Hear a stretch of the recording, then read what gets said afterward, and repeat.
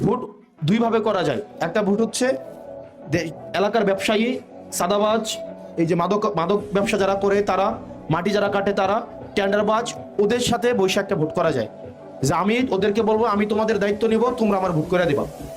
বোঝা গেছে? আমি তোমাদের দায়িত্ব নিব, তোমরা আমার ভোট করে দিব। যারা মাদক ব্যবসা করে তাদেরকে বলবো তোমরা মাদকের ব্যবসা করবা, কিন্তু কথা হচ্ছে এই ইউনিয়নগুলোর দায়িত্ব তোমার নিতে হবে। যারা ধান্দাবাজ আছে তাদের সাথে বসবো যে ভোটের পরে তোমরা ধান্দা ইচ্ছা মতো করতে পারো, আমি চুপ করে থাকবো, কিন্তু তুমি আমার জিতাইতে হবে। যারা হচ্ছে টেন্ডারবাজ আছে তাদের সাথে বসবো যে ভোটের পরে তোমার যত টেন্ডার আছে সবগুলো তুমি পাবা, কিন্তু তুমি আমারে জিতাইতে হবে। আরেক ধরনের ভোট আছে, তাদের কাছে আমরা গেলাম না, আমরা জনতার কাছে আসলাম, জনগণের কাছে আসলাম, আইসা বললাম মাগো, খালু, চাচা, আপনারা আমাদেরকে জিতাইতে হবে।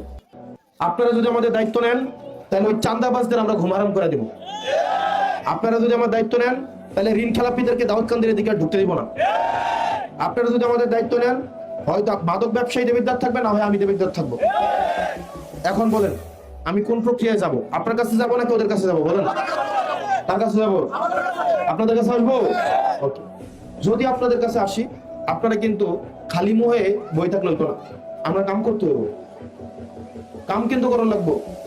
উদা আইলেন হলাম এবারে গেলাম গা ভাই, তাইলে কিন্তু হইতো না। কামটা কি?